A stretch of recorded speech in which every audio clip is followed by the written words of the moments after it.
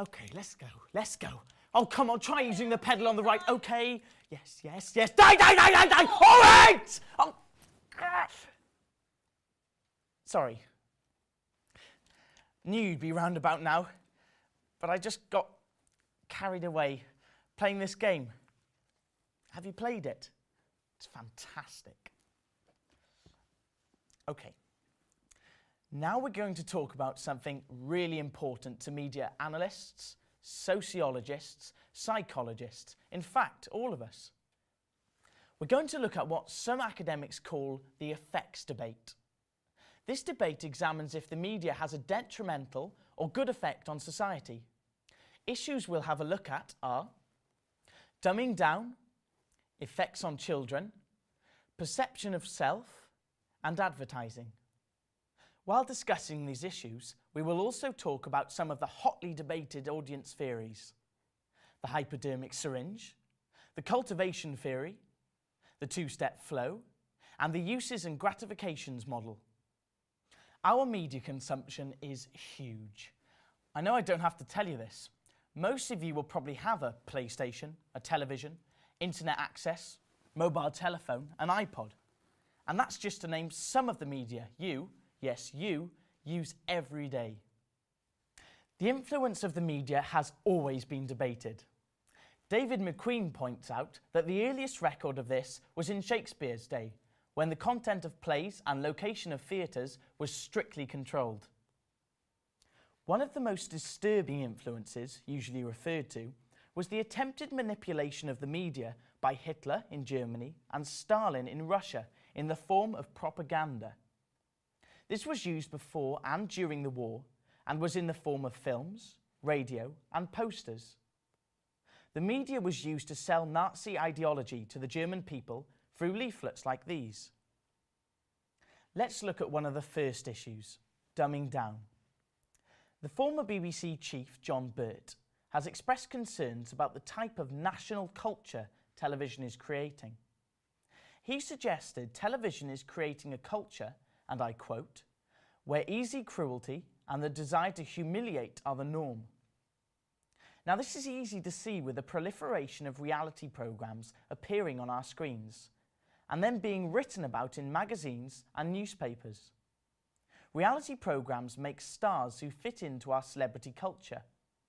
Humiliation appears to be one of the key components of some of Endemol's productions. Endemol was the company behind Big Brother, and appears to always try and outdo their last reality show. A recent excellent example is one of their latest hoax or ambush television programs, Space Cadets. In this, the contestants believe they're going to fly to outer space and live for 5 days in a space station. Channel 4 has spent $5 million on the new programme.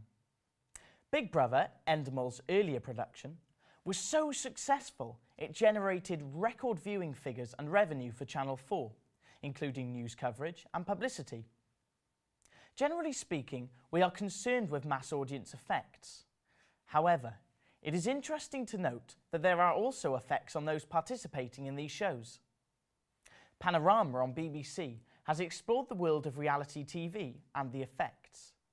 They highlighted cases of murder after contestants had been on emotive shows such as Jerry Springer. In fact, on an interview on the show, when Jerry Springer was asked how far he would go, he said that there was no line he wouldn't cross, and is reported to have said, "If I could execute on TV, I would." Ooh, worrying, eh?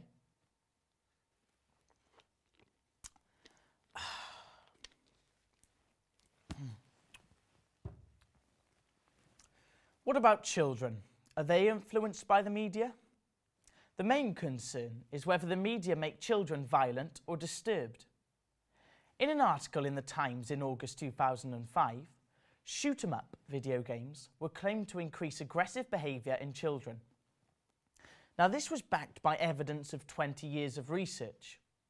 Dr. Kiefer and Jessica Nichol, who conducted the research, stated young people who played violent video games showed an increase in aggressive behaviour afterwards, even if just for a short time.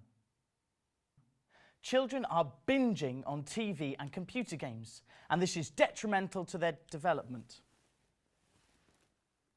Professor Karen Dill, a psychologist in North Carolina, co-authored the research project. This claimed in 2000 that aggressive behaviour and hostile thoughts are significantly increased in players of violent video games. Now, she claimed that games are even more harmful than TV because they require the gamer to identify with the aggressor in the game.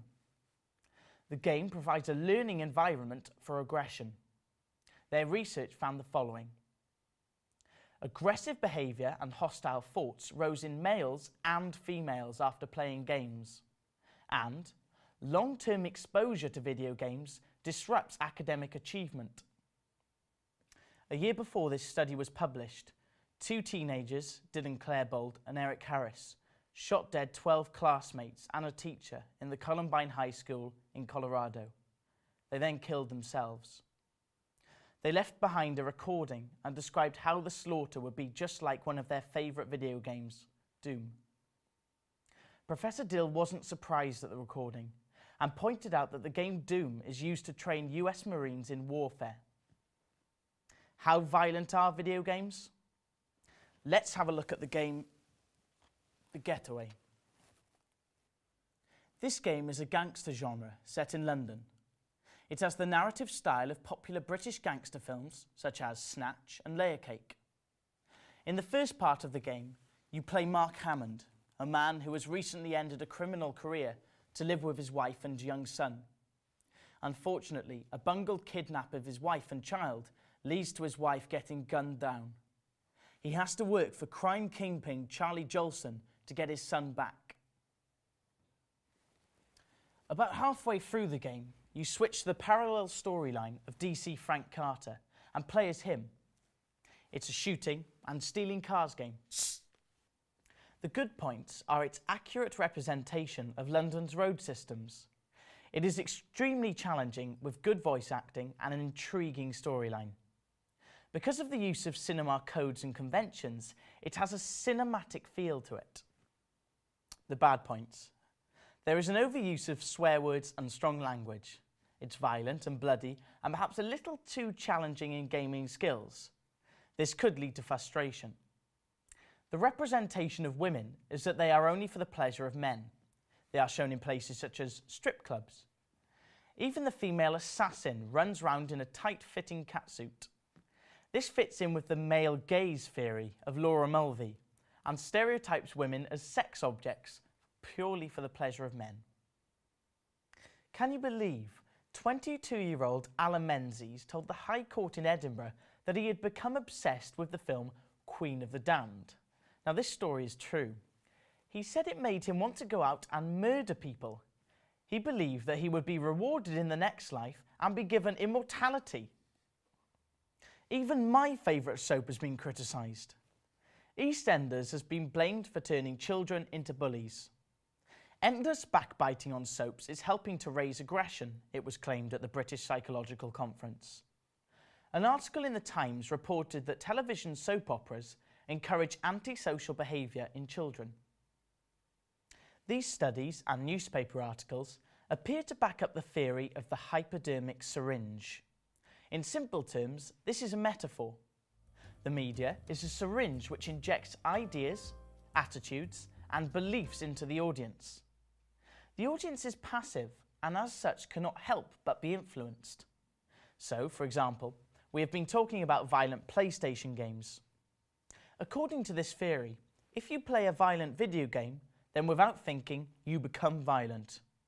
You want to do the same as the aggressor in the game or television program. Now, this theory has been criticised for not taking into account individuality. The theory is just too simplistic.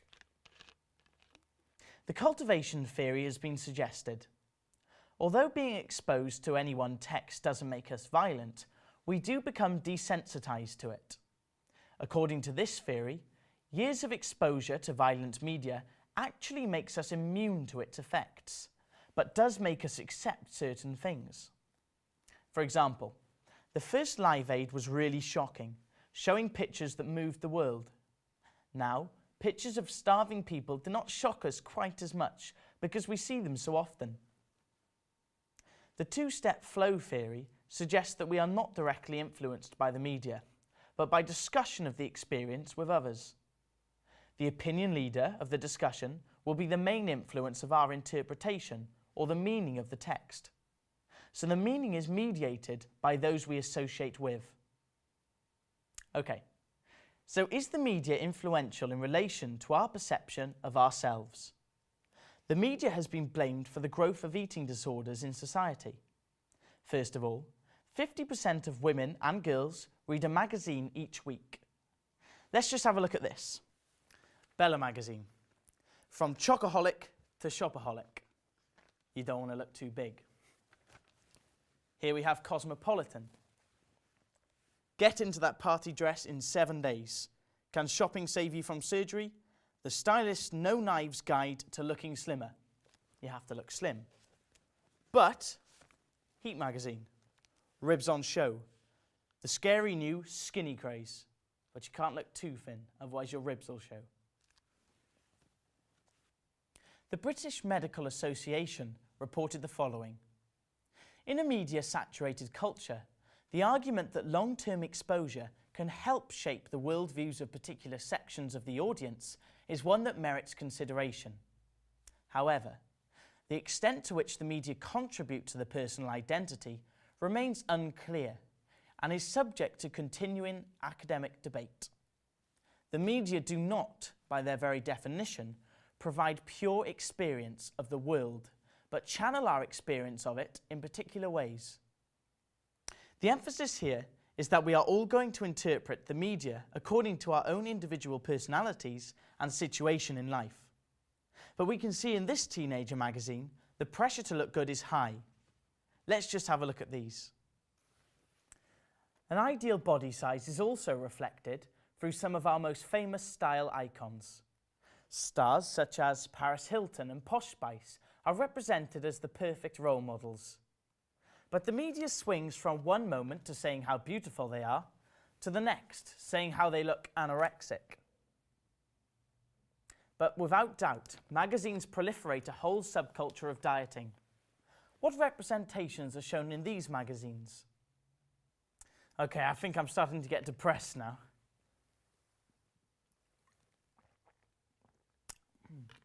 I mean, is there anything good about the media? Right. I'm going to cheer up now and talk about the effect of advertising. That can't be all bad, can it? Did you know that 69% of 3-year-olds know the golden arches of McDonald's?